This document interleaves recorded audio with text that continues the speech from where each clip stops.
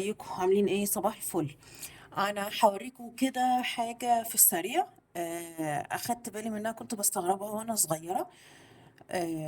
لما بشوف الفرق ده وما بفهموش، وبعدين لقيته النهارده واضح كده وضوح الشمس، فقلت لا انا هفتح الكاميرا كده واوريكم. انا جايه دلوقتي بعمل عيش. انا ما باكلش الحاجه اللي فيها جلوتين عشان بتتعبني جدا. غير ان احنا قلنا اصلا ان الموضوع ده بيقطع التواصل بتاعنا بالحدس وبجسمنا، وبيعمل لوب في الافكار ولوب في المشاعر، وبيخلينا مش مرتاحين مع جسمنا ومنعرفش نسمع اشاراته لو بيحذرنا من حاجه او بيرشدنا لحاجه، وحاجات كتير قوي. وبيبوظ كمان الاشارات اللي بتجيلنا، الإلهام اللي من ربنا، الاتصال.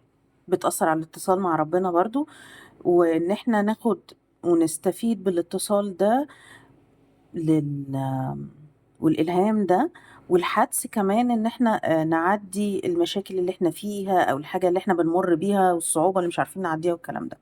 انا دلوقتي جايه بعمل عيش عشان ما باكلش عيش من السوق، فعايزه حاجه ما فيهاش جلوتين، فبستخدم كذا حاجه عشان العيش ده، وقعدت اجرب كتير. المهم هبقى اقول لكم ازاي بعمل العيش ده. يعني انا حتى جايبه نوع دقيق كده فري جلوتين، هبقى اتكلم عن الموضوع ده بعدين، وهبقى اقول لكم بدايل. جيت بقى بعمل البيض. بصوا، شايفين لون البيضة دي برتقاني شوية الصفار، ودي بيضة برتقالي قوي، دي برتقاني شوية فاتحة، ودي برتقاني قوي. وبصوا دي صفرة ازاي. هو كله بيض وكله من نفس السوبر ماركت على فكرة. بس لما دخلت وقعدت ادور لقيت ان البيض اللي هو بيبقى الاصفر ده بيبقى قيمته الغذائيه اقل من القيمه الغذائيه اللي موجوده في البيض كل مغمق وبقى لونه برتقاني. والبيض ده على فكره كله حلو وريحته مش زفر اصلا، يعني ملاش دعوه باللون. بس فالبيض، المكان اللي تلاقوا البيض فيه برتقاني اكتر الصفار بتاعه، تعرفوا ان الفايده فيه اكبر.